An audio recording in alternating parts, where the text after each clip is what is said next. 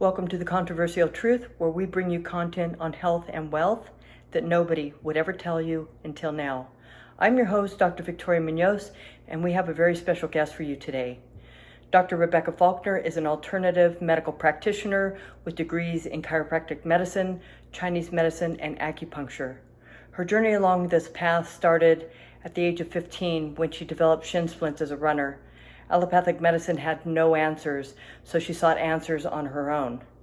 This led her to a chiropractor up at UCLA that healed her shin splints through a series of natural therapies and had her running again in no time. Though she wasn't immediately convinced she would go to chiropractic school, a series of events eventually led her there. She also loves extreme sport and has endured several traumas as a result, including surviving a plane crash.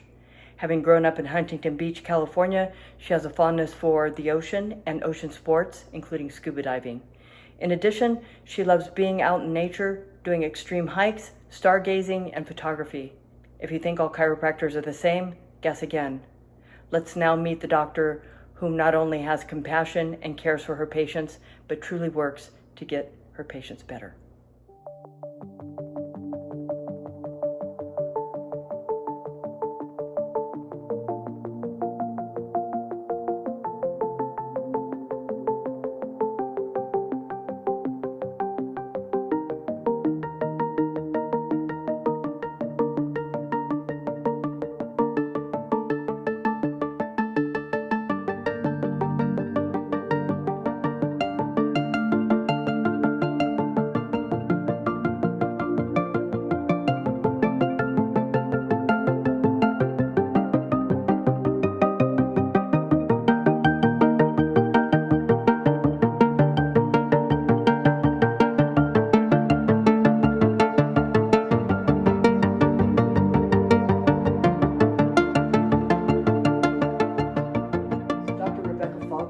Thank you so much for being here today. Absolutely. You know, as a chiropractor, you have so many interesting things to offer patients, but as a person, you also have a very interesting story. So I kind of want to start there. I want to start with your story and how you got to where you are today in terms of, you know, your practice and your philosophies in chiropractic medicine. That sounds great.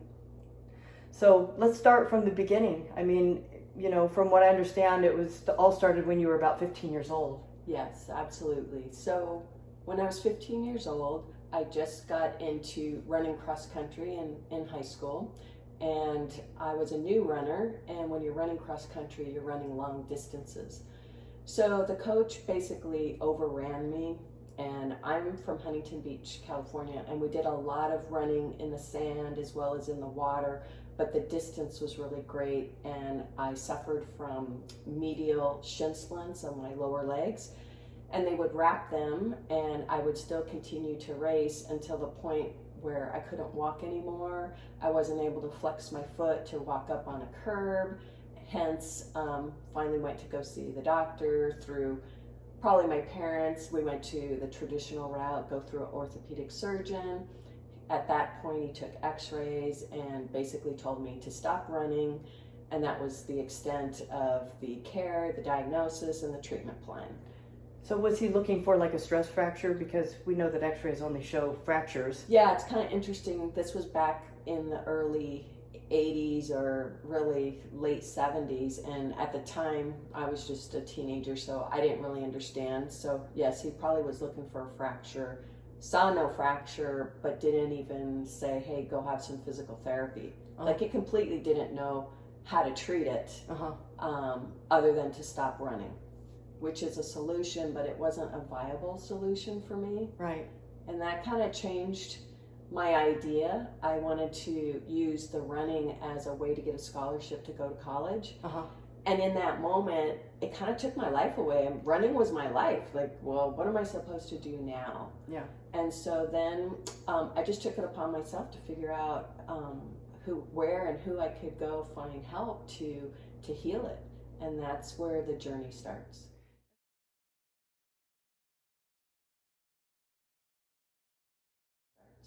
And so what guided you to the right solution? Well, I think that when I received that diagnosis, to me, even as a teenager, it was unacceptable. It's like, there's got to be a way. Like, stop running wasn't a viable solution, and I thought, hey, there needs to be a better way. I didn't know how or what the journey would look like. I just went out and sought for care. And so that's how I stumbled across a sports medicine chiropractor who fortunately worked on UCLA Olympic athletes. Oh, way cool. Yeah. Yeah. So what did he do for you? Yeah. So she's female. And what she did is she healed my shin splints through some physical therapy, like a modality called ionophoresis, ultrasound, deep tissue work. Then she later got me in, fitted me for orthotics. And then she took me out and taught me how to run again. And I'm not able to run competitively, but I can certainly run. And through the course of the treatment, I would set up my own physical therapy. Like, I would get the pads ready, and sometimes I do my own ultrasound just because I kind of enjoyed it. I'm a very curious person. Yeah. So I started doing my own treatment, which then later ended up, she gave me a job, and at that time I was working with the patients in the back office.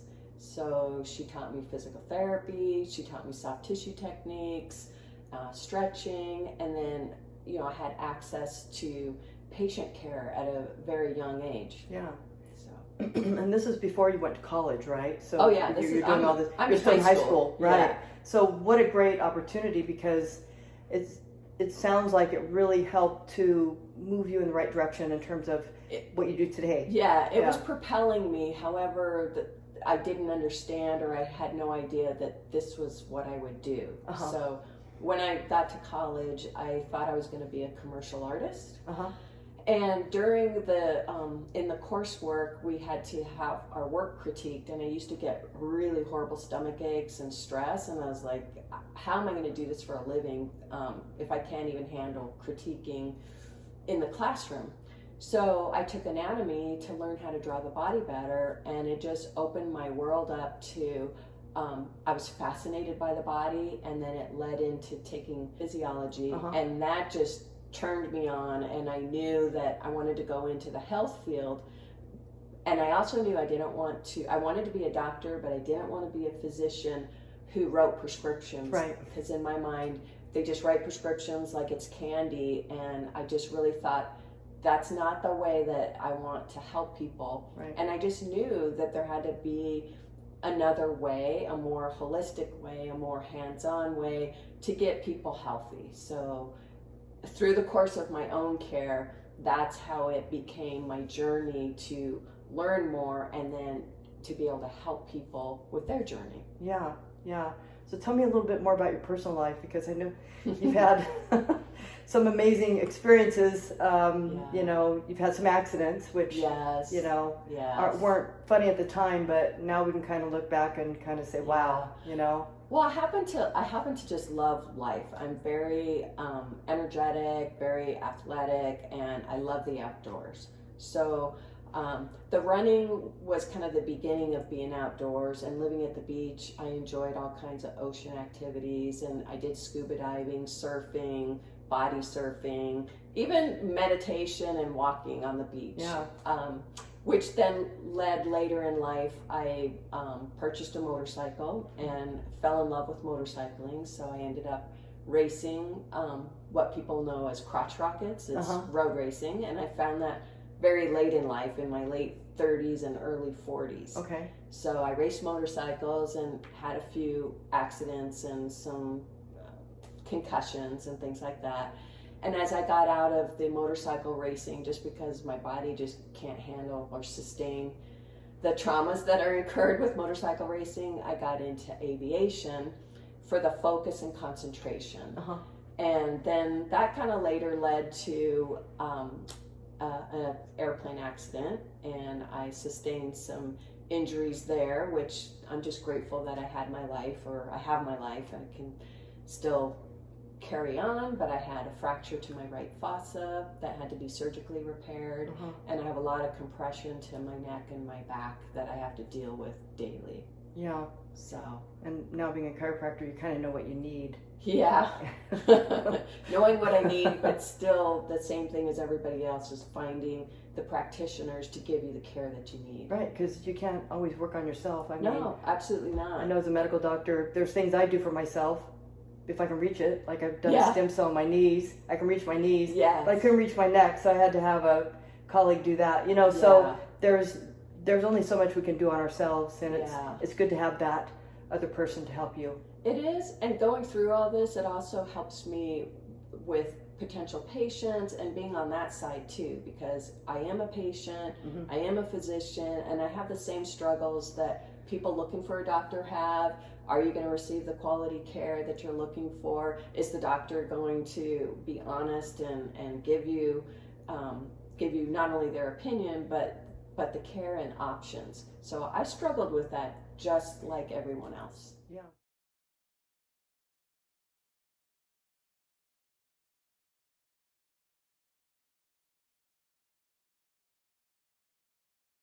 Let's talk about what a chiropractor is, because Yeah.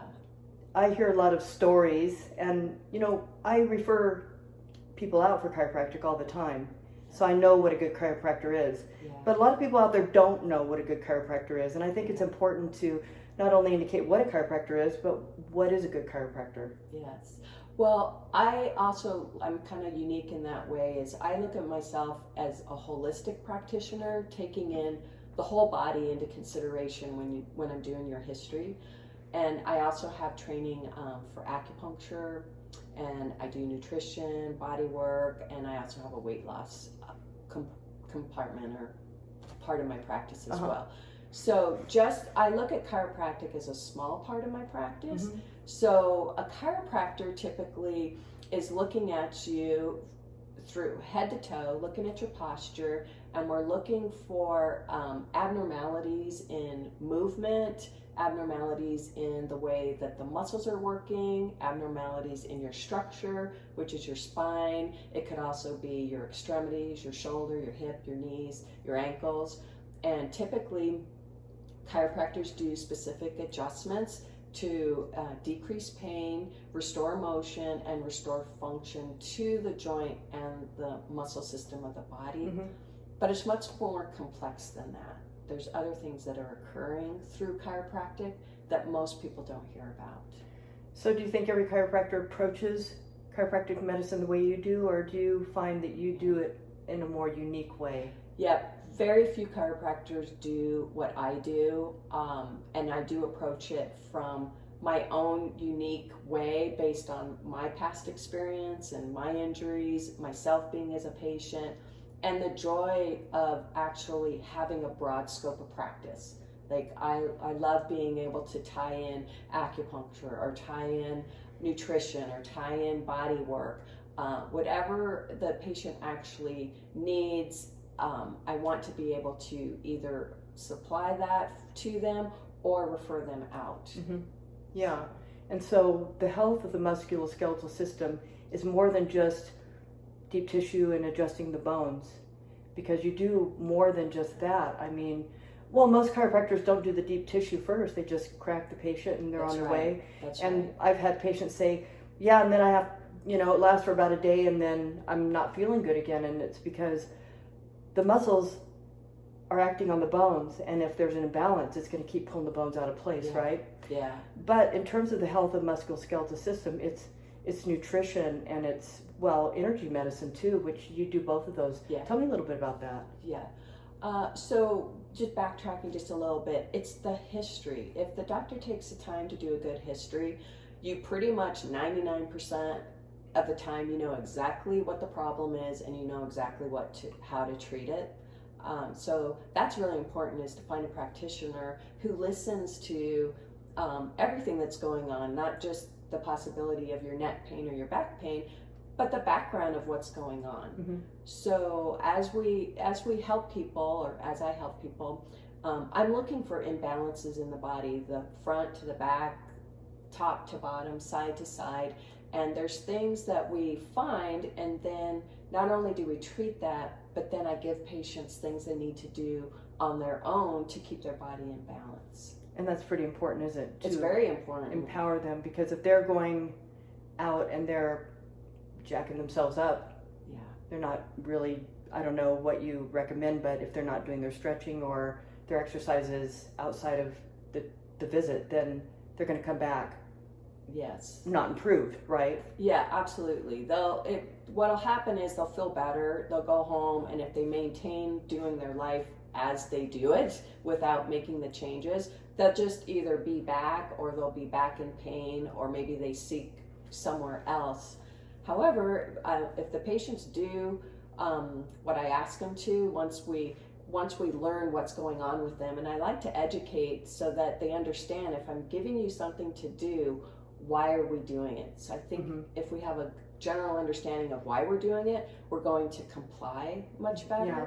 So I find that most of the patients, they get well a lot faster than just if they go find a chiropractor and they do a 5-minute adjustment, they're out of the office. They'll be going back several times a week for a long period of time. This way we do more during the office visit, so it takes longer, but you have a shorter duration to deal with your pain and dysfunction of the body and the musculature. So you get better faster. Yeah. And so kind of run me through a scenario of what you do when you first meet a patient and how you approach that initial visit. Yeah. So when we first meet with each other, I first listen to the patient and find out why they're coming in, what is going on with them. And usually they'll let me know. If they don't, I just have to dig a little further to pinpoint. And then I start putting together what are some contributing factors? What else is going on in your life? For example, what's your stress level? Do you sleep good? Do you have any digestive issues? Do you have allergies? And I try to find out where they are mentally, emotionally, physically, structurally, what their mattress is like, what kind of work they do. And I start really trying to paint the picture of what this person is doing so that I can best help them. Yeah. I had a patient the other day. I was just doing a pain evaluation on this patient, and she has pain in her hands, her knees, her feet, and she saw a nurse practitioner. Nothing against conventional clinicians, but this practitioner wanted to send her to a hand specialist for her hands, foot specialist for her feet, an ortho for her knees, and I said, that is just the worst thing you can do to a patient, because there's a root cause to disease, whether it's coming out in all these different symptoms. It shouldn't take multiple treaters to come to a conclusion for that patient, right? Absolutely. And typically they don't, because if you're addressing everything separately, you're not looking at the person as a whole. Yeah.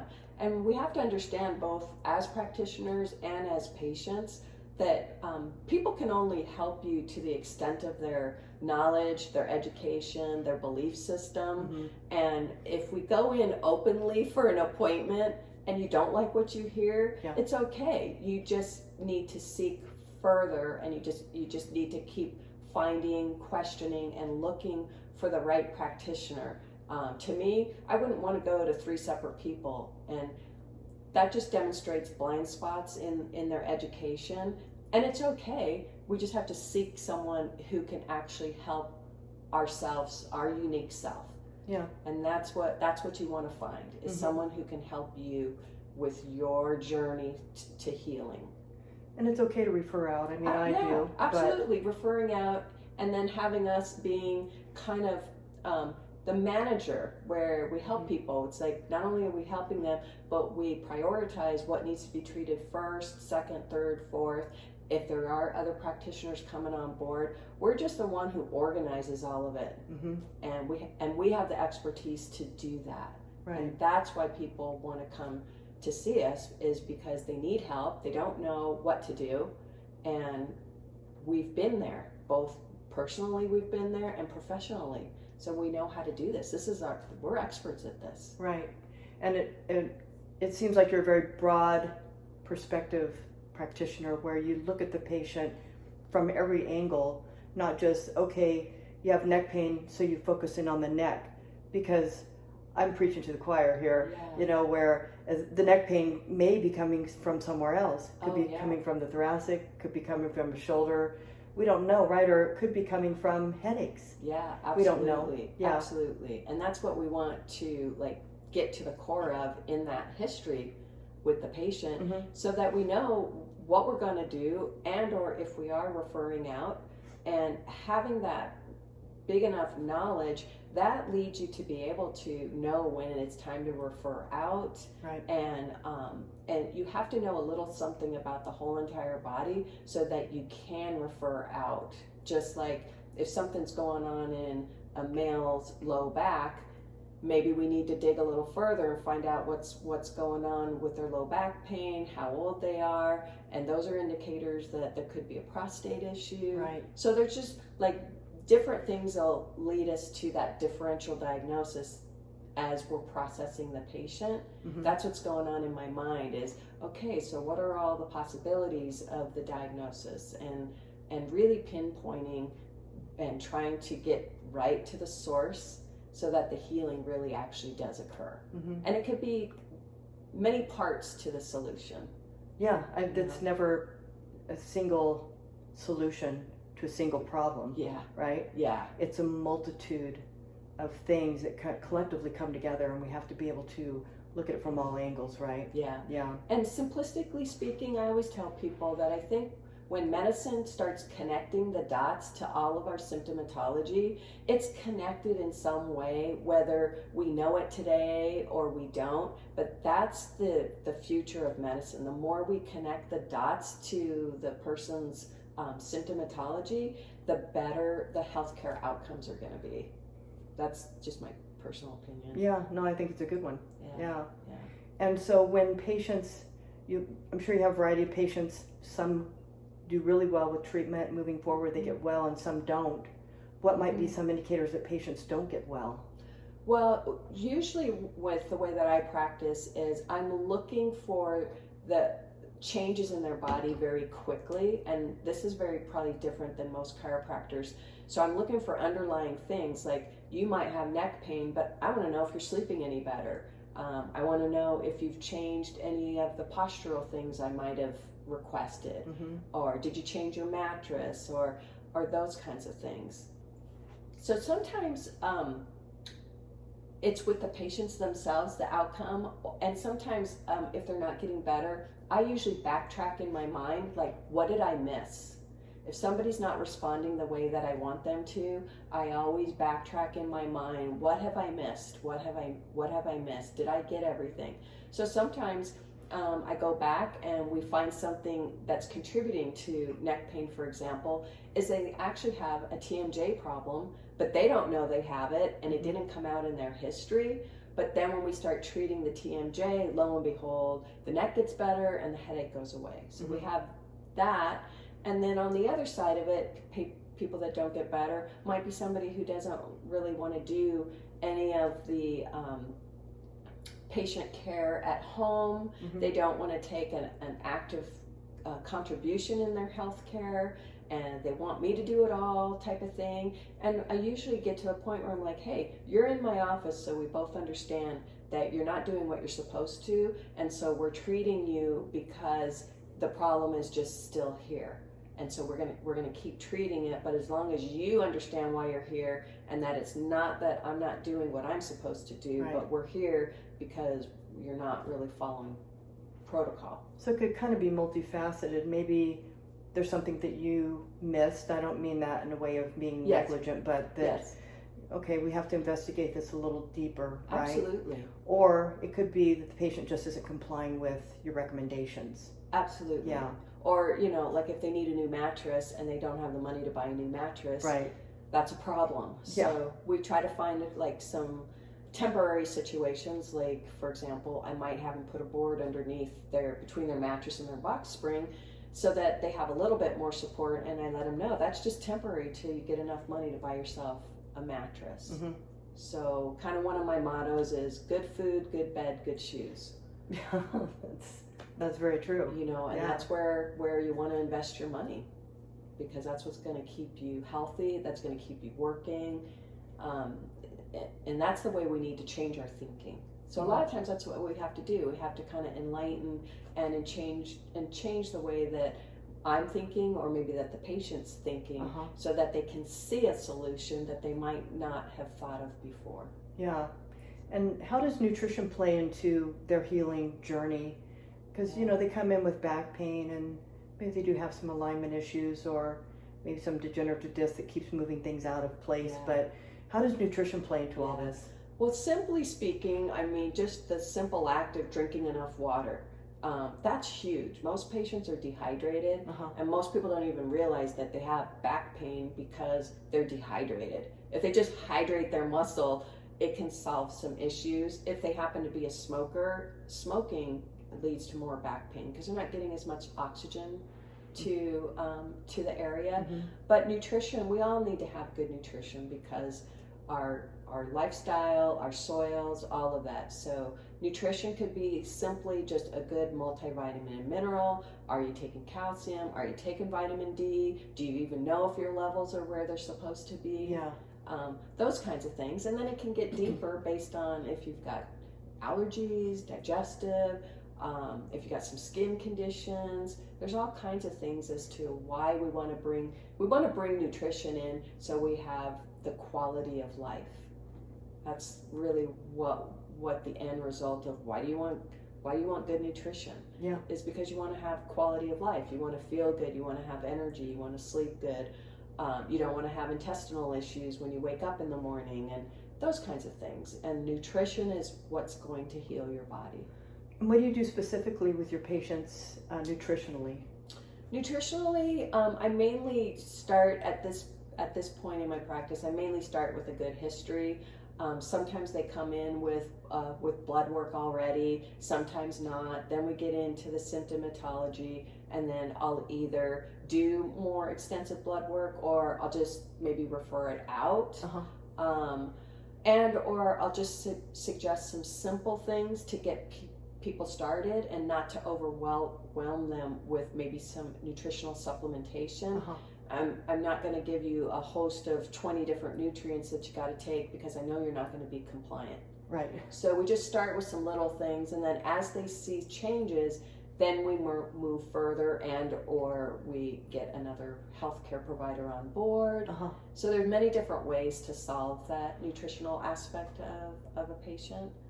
So do you refer out to like a nutritionist or like another medical doctor or? Well, I find that a nutritionist doesn't necessarily, they follow the allopathic mode, and patients aren't really, it's more like they're getting a dietitian type of evaluation, and they follow the same guidelines as a medical doctor, so you're not going to get better. So we want to look for natural practitioners like yourself, and a naturopathic medical doctor that actually specializes in nutrition, and that's specializing also in the holistic arena, because we know that naturopathic medicine also has a very broad scope of practice. Right. So you want to know who the practitioner is and what they're practicing, because if they're practicing some of the more cosmetic things, you want to make sure that they also have the foundation in the nutritional aspect. Sure. So we want that type of practitioner like yourself. That's what we're looking for. Yeah, we learn a lot in medical school, and then once we start practicing, we specialize. It's hard to do everything. I mean, I learned everything from herbal nutritional medicine to minor surgery and everything in between. And even though I know how to do minor surgery, I don't practice it because you can't do everything. Right. So, but at least you have the knowledge to be like, hey, you need this, and I'm going to refer you out for that. And the same thing with me. I can't do everything, even within the scope of my practice. Right. I would love to be like, hey, have somebody do this, have somebody do that, and kind of streamline what I do so I can see more patients. It's very difficult to do everything. Yeah. I've learned to build a team, a network of people where we're working together, to help bring the patient into that balance that we're looking for. Absolutely. Right? It's better for us as practitioners, and it's really good for the patient, because when you have a team of practitioners, it just makes all the difference in the world. It really does. And not everybody receives that. It's very difficult to find that. Challenging. I'll say it's very challenging to find that.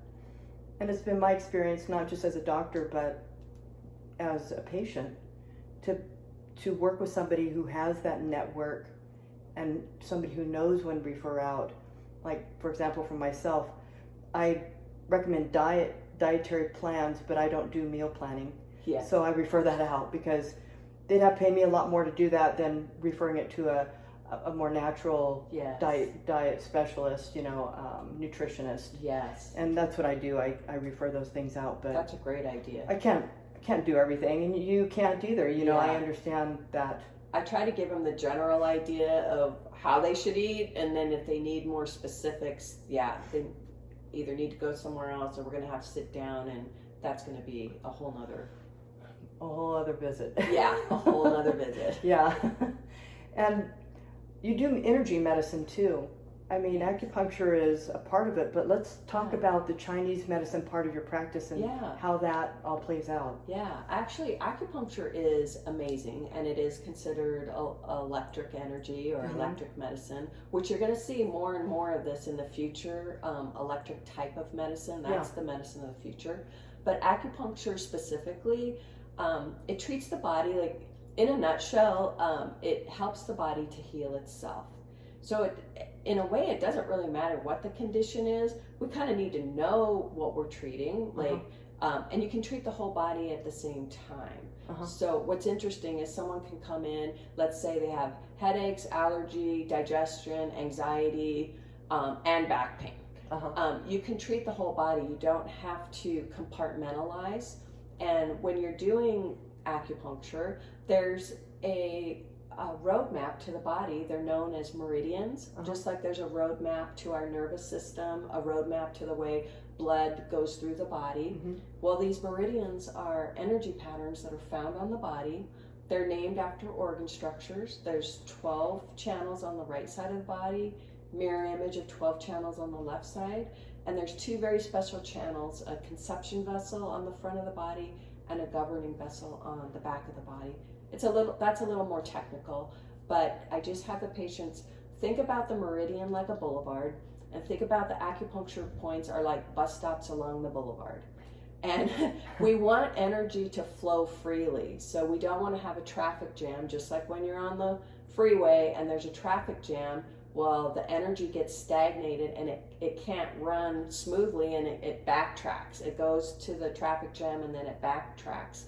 And what happens is we'll either have symptomatology when the energy's out of balance. If it's not treated, it goes into illness. Left untreated, it goes deep-seated into disease. So really, it's energy. It's always trying to help the body maintain homeostasis or balance. And it just helps the body get there, because sometimes you can't get balanced on your own, especially after surgery, after physical trauma, mental trauma, emotional trauma. All of those kinds of things will put the body out of balance, and then you get sick. When we're very, very stressed, next thing you know, you catch a cold, and it's all because your immune system is depressed. You're susceptible to getting sick. So acupuncture helps the body to heal itself. And how do you know how to place the needles depending on what's going on? Yeah, so you listen to what's happening with the patient, and then in the back of my mind, I go back to my education, and there's specific acupuncture points for specific conditions with the body. So then you pick and choose what kind of points you want to do. So less is more in the world of acupuncture. So you don't want to give the patient 50 needles to deal with. You want to pick specific points. Some overlap each other to give the best treatment in that moment. And then the acupuncture treatment can kind of change. So if someone's coming in and they don't have a headache, well, I'm probably not going to do the headache points that day.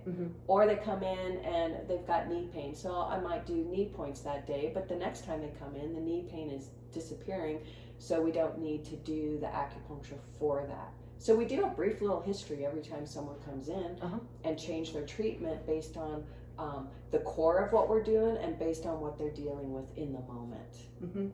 And so life tends to create these barricades or blocks in our body, right, and the flow of Yes. energy. Yes, And so the acupuncture can help unblock that. absolutely. Do you find that as you unblock something, maybe like, let's say the patient has chronic headaches, once those go away, that maybe it's masking another pain or another issue in the body that they weren't aware of because this was dominating? Yes. It's just like layering. It's like that peeling of the onion. You're just layering it. So sometimes it can be as simple as that, and everything's resolved and they're good to go. And then sometimes it's just unpeeling, and then it leads to something more or something deeper or something else. And we just keep unpeeling it as the patient's understanding and what my understanding is, and we just keep unraveling until the patient has the energy and vitality that they're looking for and that I'm looking for them as well.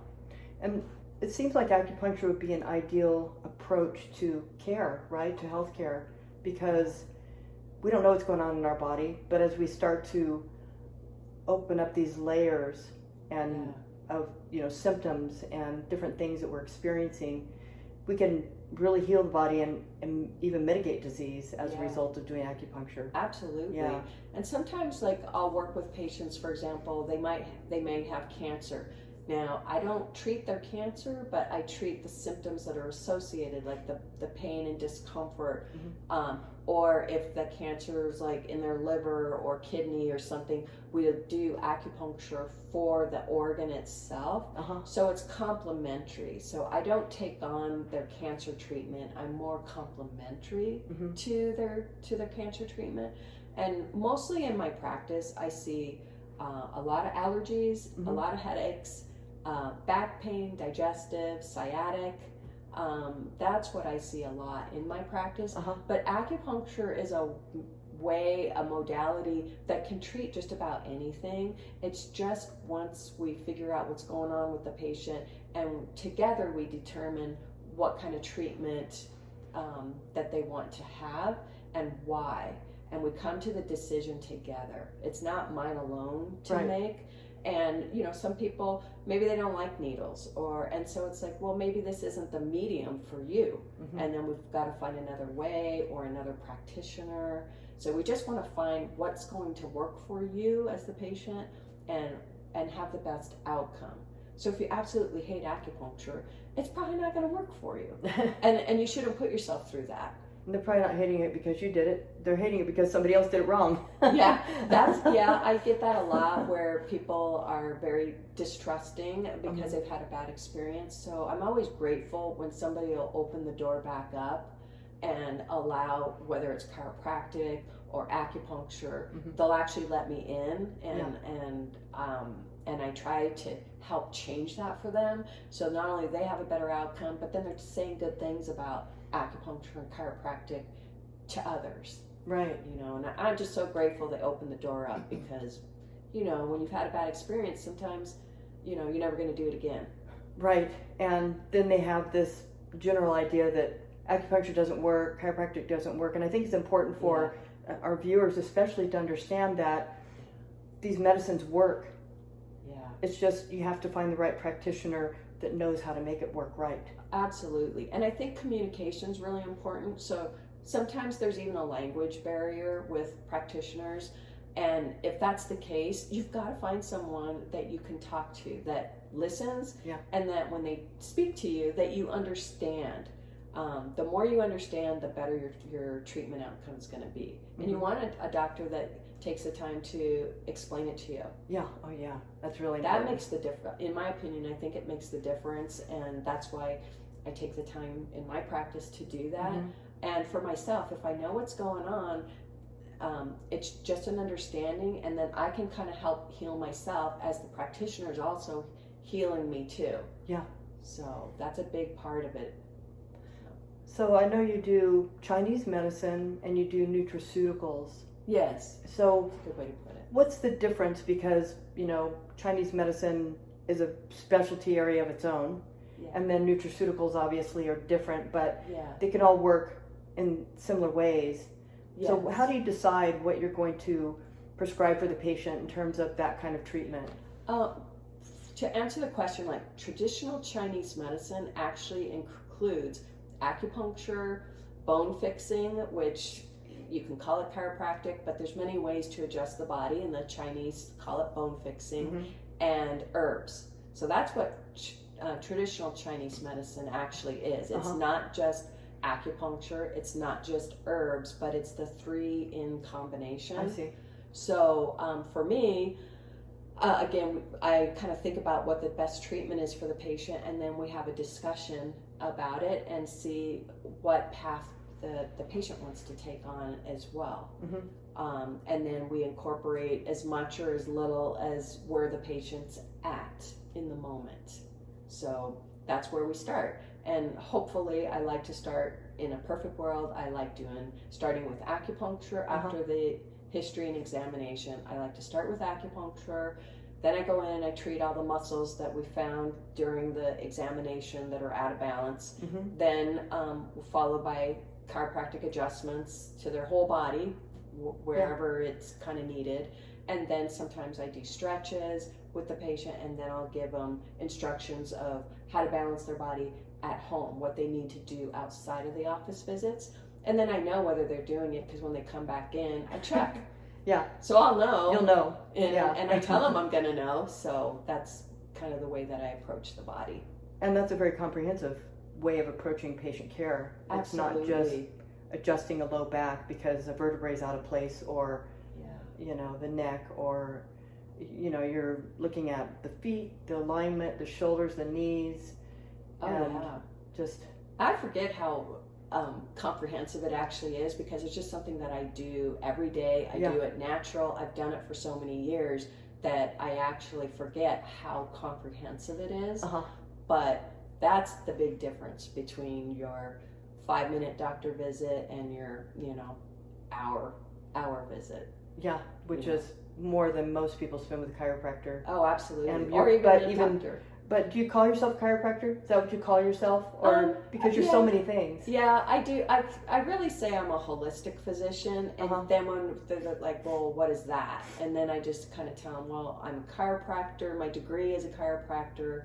I have acupuncture certification, nutrition, and then I just kind of put it all together. But just for the world or the recognition, basically I would be considered a chiropractor and acupuncturist. I see. As according to your certifications on the wall, but once they walk into your office, it's a whole collective approach to getting them well. Absolutely. With myself as well as with my office. So we have other practitioners in there that are complementary, and I'm trying to make something that's very easy, efficient, convenient for people. And just my office itself, it's very, very relaxing, and I have made that environment on purpose for patients to relax. We have nice furniture. We've got aromatherapy going. We have good music, relaxing music going on, and they're at a sense of peace, whether they know it or not. They'll say, I like coming here. And then I know that they're affected by my intentional ways of setting the practice up for people to feel that way. And then I know, they get it. Whether they, understand what's actually going on in the background, they feel relaxed and they like to come here. And that's part of it too. That could be huge, because there's a lot of chaos out in the world. And then they walk into your office and it's calming, the energy, the vibration, it's just everything's in balance, and the patient is already healing in the waiting room. And it's also a safe place, so then people can open up and talk about things that they may not feel comfortable talking about. Or I'm a practitioner that actually likes to share stories of my life and what I've been through, like some of the anxiety and depression. I'll just tell you my story, and then it kind of allows you to feel comfortable enough to tell me something. And sometimes you don't even need to tell me. You just need to say the stuff that's going on. And acupuncture has a way of treating a lot of emotional. It'll bring things up and out. And that's all I need to know. And it's so nice, because you don't actually have to go to a therapist. You can just receive your care and let your body help you heal it. It's pretty neat. Mm-hmm. I've had the opportunity to do acupuncture while people have been in a session of, a counseling session. Oh yeah. And it's amazing. There's like so many ways that we can do things. You just have to be creative, as well as we need to have practitioners that are also open and creative to have those unique experiences. But it works, and it's amazing. Yeah. So I'm open for just about anything. What are some of the kind of interesting cases that you've treated with acupuncture? Well, grief is a huge one. It's helping people get through grief so that they can actually function. Because sometimes we just don't have the ability to just shut life out and take a breather. We still have to function, or maybe we want to function and we don't want to necessarily be stuck. And so acupuncture actually brings that stuck or trapped energy up and out. Even like chronic or long term, it'll just bring it up and out. And once it's gone, you just have the freedom to not have that inside of you or hanging over you or in your thoughts or stuck in your body musculoskeletally, and creating all these problems. So that's really, in my opinion, I think that's like really interesting. Fibromyalgia patients that are also very neurotoxic. I love seeing their journey to health. It's a long, winding road, but that's been very, very interesting. And my work is actually really fulfilling, but it's also healing that I receive when I'm treating someone. I'm also receiving, like they're receiving as well, but I'm also, it's helping me as I'm treating them. I'm also receiving. So I can't really put that into words, but it's super rewarding, and it's super healthy to be receiving and giving kind of at the same time. There's always something to receive from a patient. And how do you protect yourself from some of those negative energies that you might be taking on? And because self-care is so important when you're working with people like this. Early on, I didn't really understand that, and I would take home shoulder pain, back pain, and I was like, wait a second, like this isn't mine. And so then I started learning energetic ways to protect my energy when I'm treating patients. And then the biggest thing is I actually go on these very, very long hikes that allow me to release everything that was taken on. And also I think about the patients and have new perspectives. Like I get a lot of good thinking when I've had a nice long hike. It just opens up my thought process, and sometimes it leads me to new solutions, but it cleans my energy. And so I clean that energy through the weekend, and then I also clean it through the week, so that every time a patient comes in, I make sure my energy's clean, as well as if I have things going on, I just put it in the back burner. Everything in my life, it doesn't matter. It gets put on the back burner, and I just focus and be present in the moment. And then when I'm done with the patients, I can take my stuff back on if I need to. Right. But it's always there, and I always, I kind of meditate too before I see patients. Yeah. And make sure that that I'm present for them, that my head is in the right place, and that my intention is in the right place, and why I'm actually going to have this exchange with someone. Yeah. And nothing's ever a coincidence with me. I feel like we're put together because there's a reason. Yeah. And I feel like we're actually vibrating at the same frequency, and that's why we come together. And then we find out what's going on, and we always have something to offer each other. It's pretty neat. And I love it, and it's just, I live it, I breathe it, and and I think that's what makes it successful too, is that when people come in, it's like I try to be as healthy as I can be. I try to keep my body weight healthy, and I do the very things that I tell the patients that I'm doing. Yeah. And when I'm not and I'm slipping, the patients know it and they tell me. so it's good. It's really good. Yeah. And so these hikes and these moments you spend outside of the patient care arena, and you're just with yourself, that's where solutions come. isn't it? Yeah. And I think what a lot of patients don't understand is that you're not just a doctor when you're in that office with them. You're their doctor before the visit, after the visit. Yeah.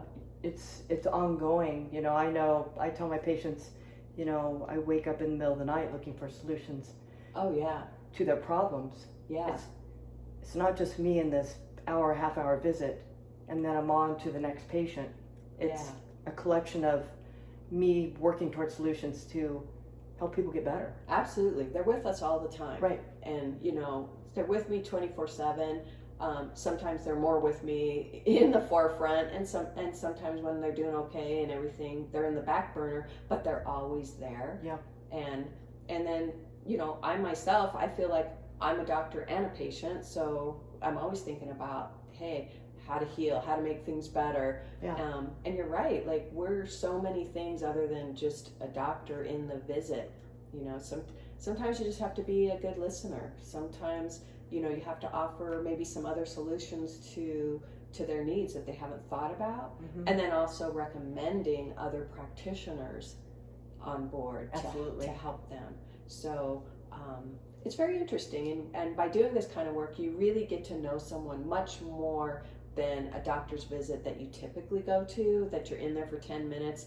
They don't know anything about what's going on with you personally, Mm-hmm. maybe about a spouse or your children or your grandparents or your neighbor. Right. But when people are with us for so long, I find out like a lot of different things, and then I find out that I can help different people in their family or their friends. Mm-hmm. Those kinds of things. Yeah. So we really build a relationship. They're my friends and they're my family, and I treat them like that. And sometimes I have to say, look, I'm not your doctor right now. I'm gonna talk to you like you're my family member, and you might not like what I have to say, but it needs to be said.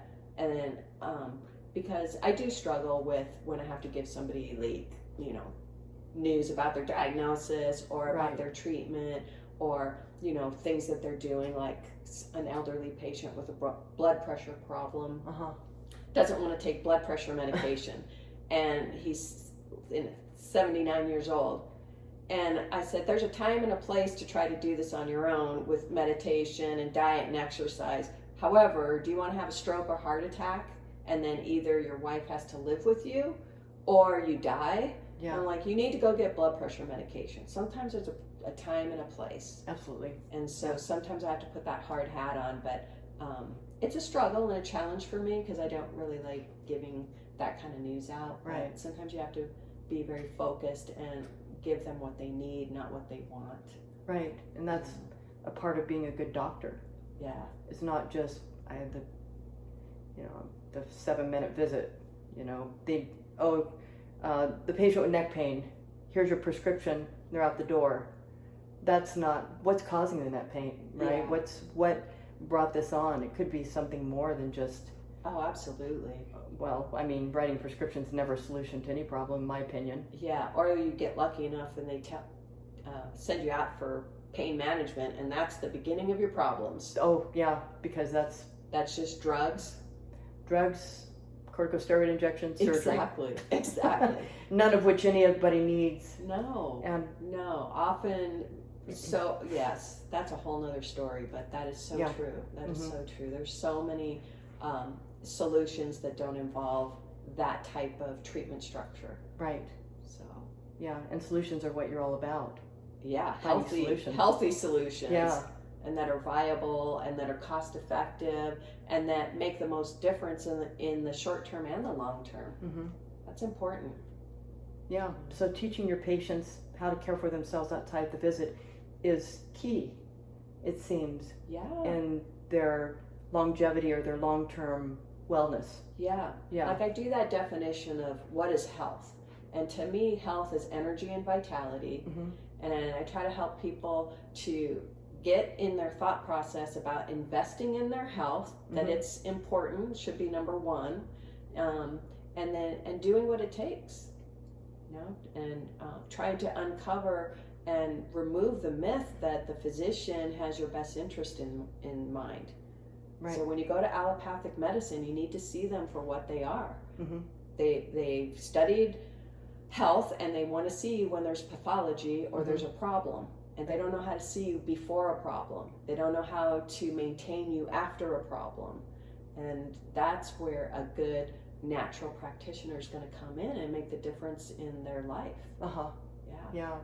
And so prevention is huge in terms of getting the kind of care that you offer people. It can prevent disability or disease down the road. Oh, right? Absolutely. You can address issues. Unfortunately, most people come to the doctor when they have an issue because that's what we've been taught. But what my goal is to change people's way of thinking, in that you go to a doctor that can manage your health for your lifetime. To prevent disease and find it before it becomes symptomatic.